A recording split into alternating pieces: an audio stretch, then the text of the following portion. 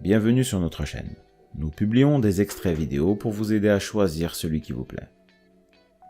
Pour savoir comment télécharger ce livre audio gratuitement, ou un autre de votre choix, n'hésitez pas à cliquer sur les liens en description.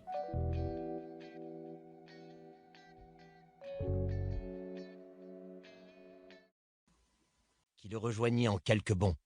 Ici, c'est notre territoire. Il secoua la tête avec impatience, le sang qui coulait sur son large museau noir éclaboussa les rochers de gouttes écarlates.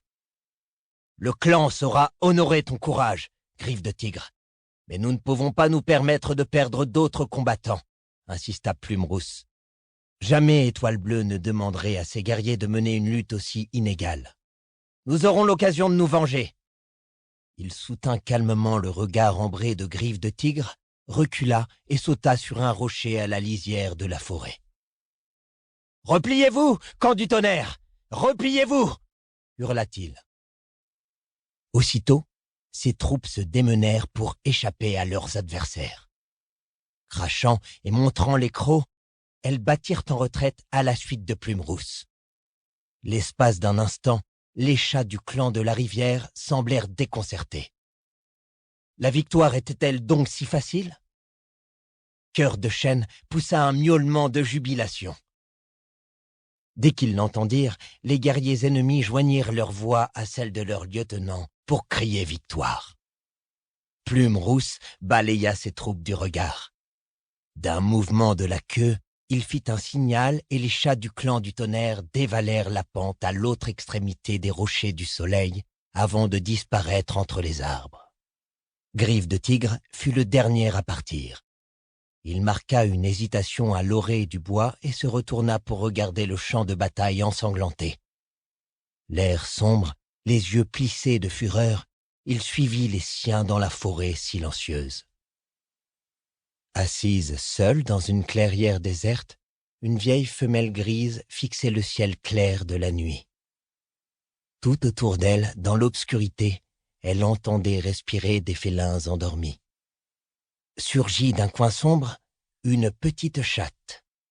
Écaille de tortue s'avança à pas feutrés. La bête grise inclina la tête en signe de bienvenue. « Comment va Poil de Souris ?» demanda-t-elle. « Ses blessures sont profondes, Étoile Bleue, » répondit la chatte Écaille qui s'assit sur l'herbe fraîche de rosée. « Mais elle est jeune et robuste, elle guérira vite. » « Et les autres ?»« Ils se rétabliront, eux aussi. » Étoile Bleue soupira.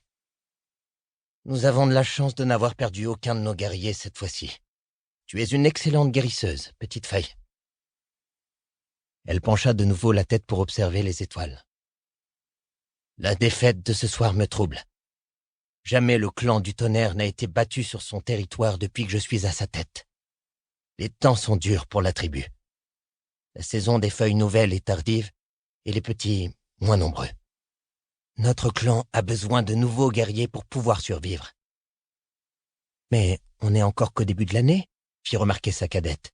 « Il y aura d'autres petits à la saison des feuilles vertes. » La chatte grise haussa ses larges épaules. « Peut-être. Mais former des guerriers prend du temps. Le clan du tonnerre manque de combattants pour défendre son territoire. » « Tu interroges le clan des étoiles ?»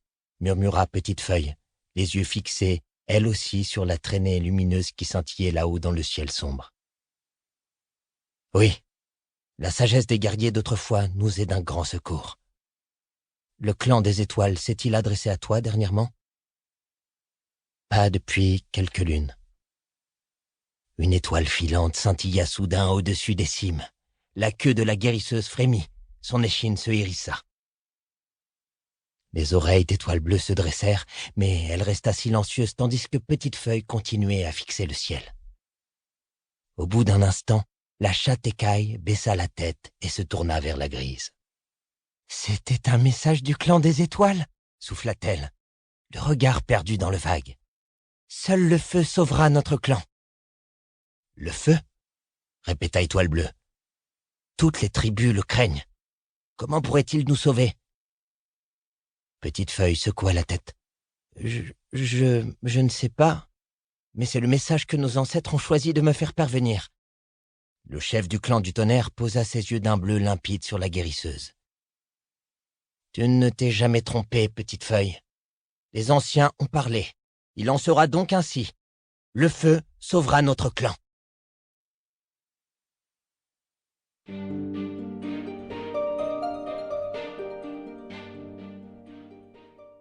Si ce livre vous a plu, vous pouvez alors le télécharger gratuitement.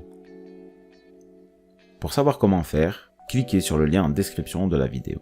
N'hésitez pas à commenter pour nous informer des extraits de livres audio que vous aimeriez écouter. Pensez à liker et à vous abonner pour ne rater aucune vidéo.